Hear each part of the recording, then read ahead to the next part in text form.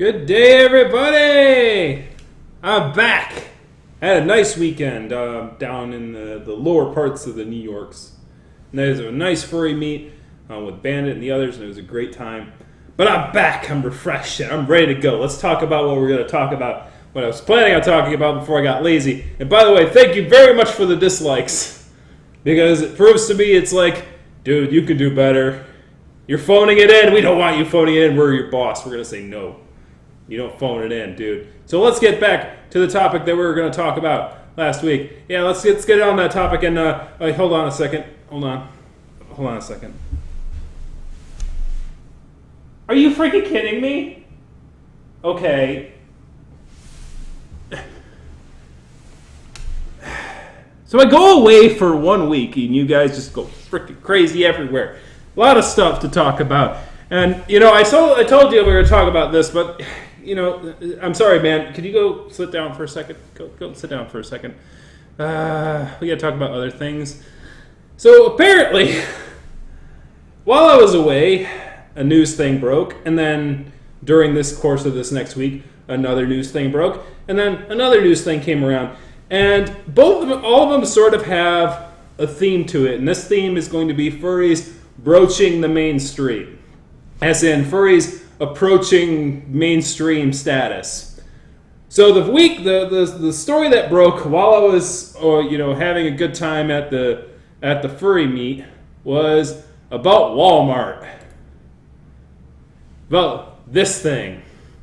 So apparently we have a corporation called Maskimals, which I guess is sort of a brand by Walmart, of mass-produced animal masks that are now for sale at your local Walmart. Supplies may vary, I suppose. I don't know if they're at every Walmart, but apparently they're $20 animal masks of generic animals such as panthers and sloths.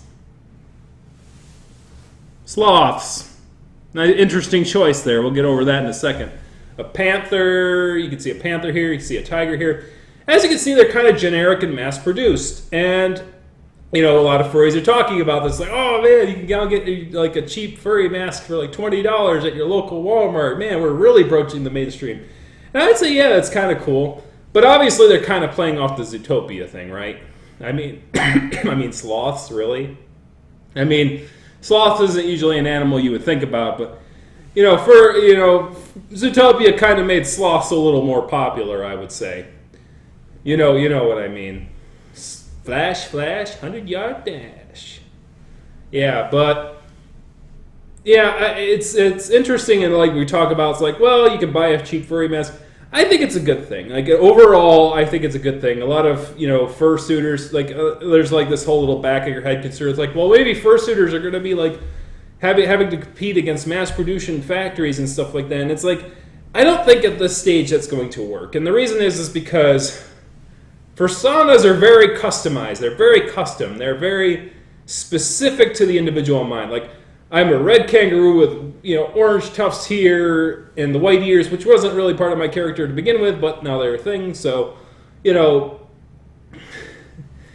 so basically it's like, it's too custom, right? You can't mass produce individual personas because they all have different colors and different things. So you really need like a small producer who can do these things and be creative with them. You can't really have a machine do it.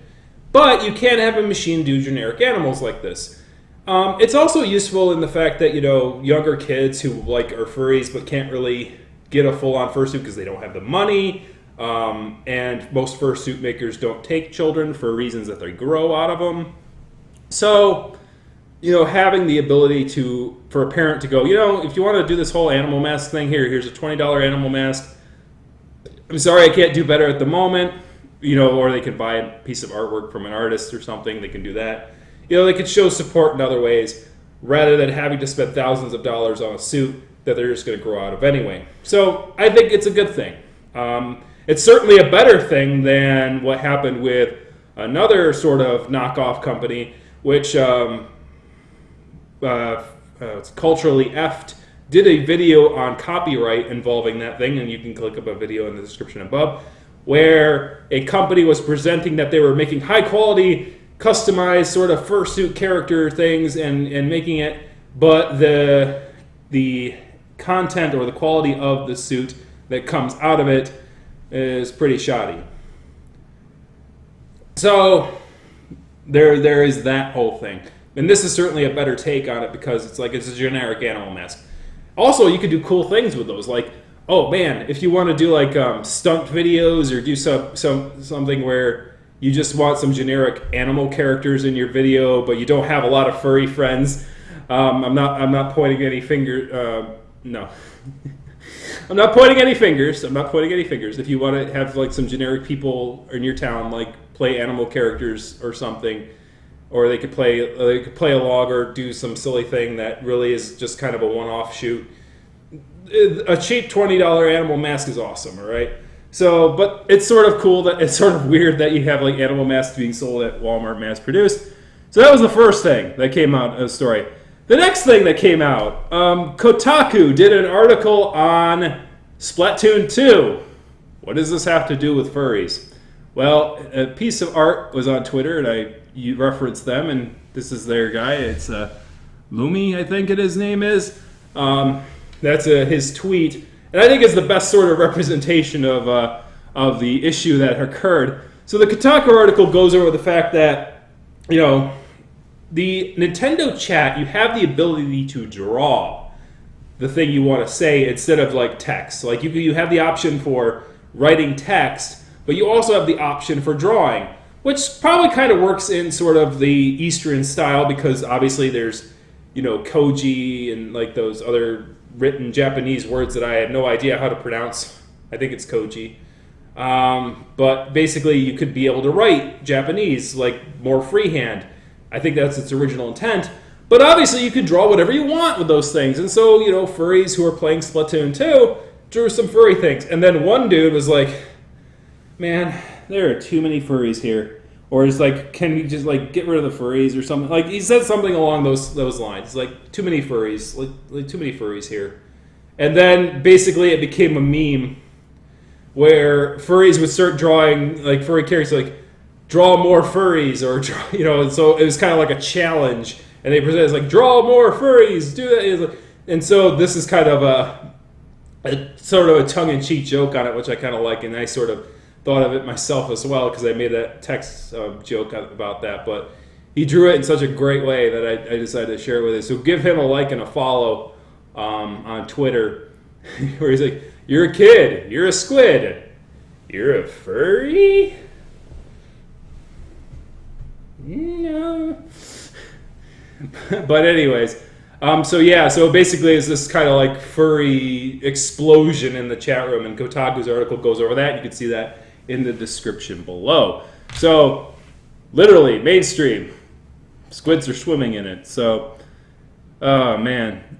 So what happened next? Well,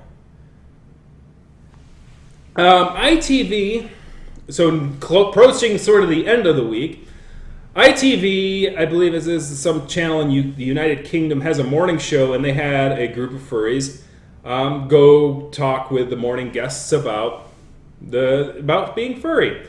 It went well, and it went as good as you could expect. Obviously, there's that whole, the host trying to be tongue-in-cheek thing, and they turned it back around, and they presented what furry is in a sort of reasonable manner.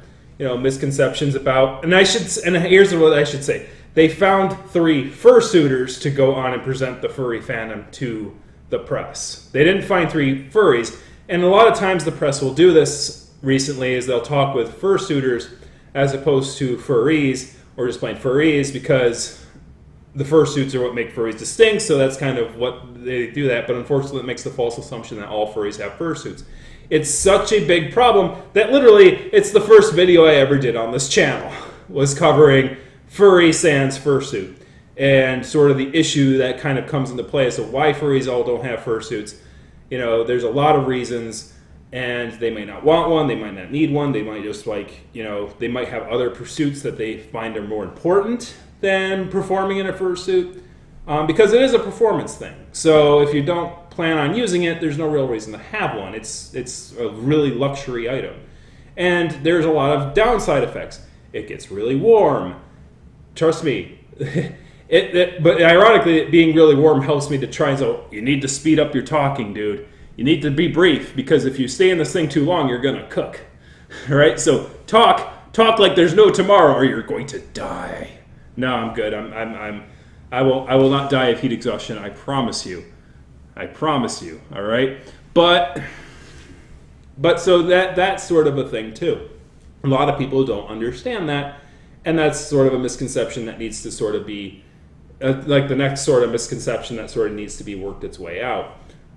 It's better than the last misconception that we had for sure about the sexual deviancy and whatnot, but it's still a misconception, and obviously it's something that we have to work with the mainstream press. Interestingly, like as I've become more engaged in furry news, like and actually have like furry as a section in my furry news on my Google News section, you see around about like an article about once a week, and usually they're pretty neutral or good. Rarely do you see the weird sensationalist ones anymore. It's not as frequently as you used to. And interestingly, that's kind of had a side effect where I really don't watch these anymore.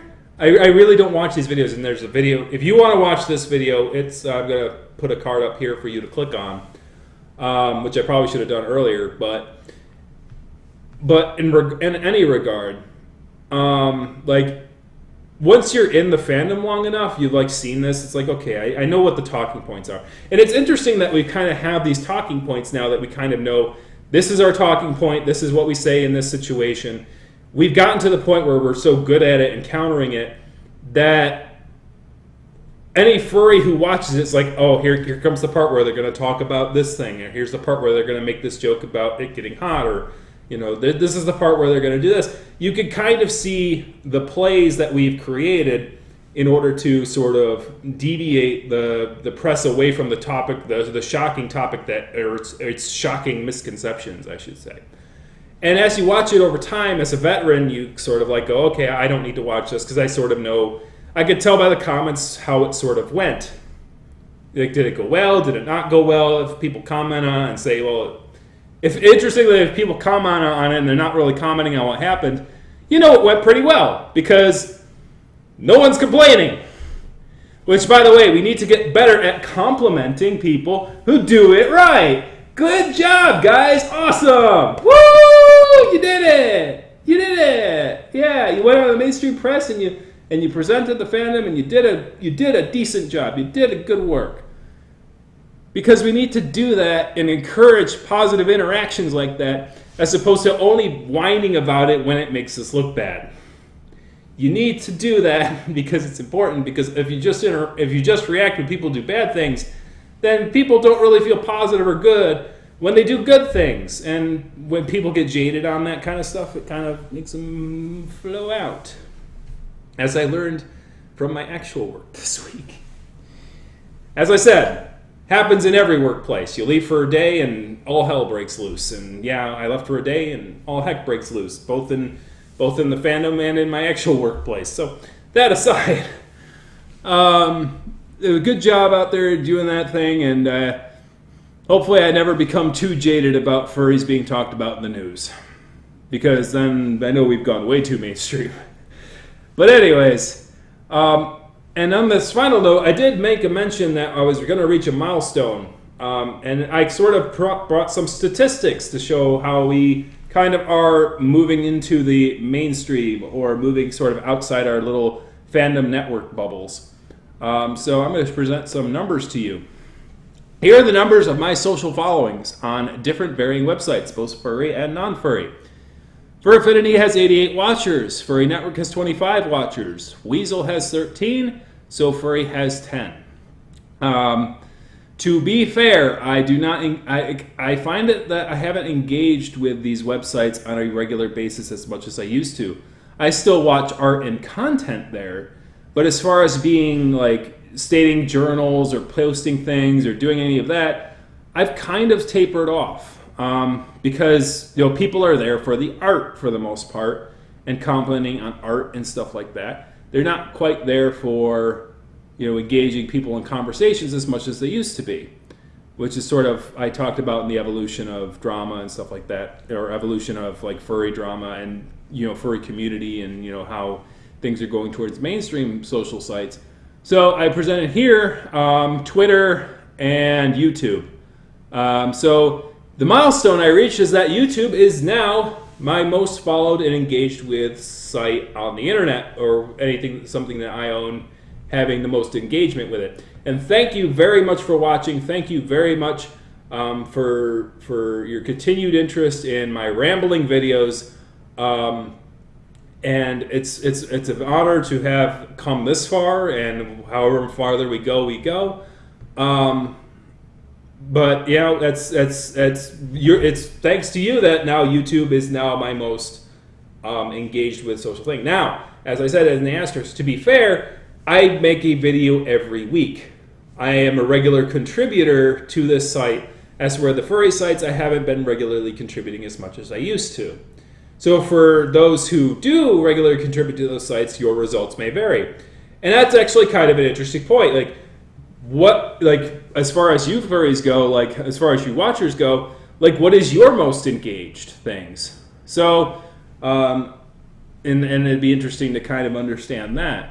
So, at the end of the day, it's interesting how this whole week sort of wrapped up in this whole thing.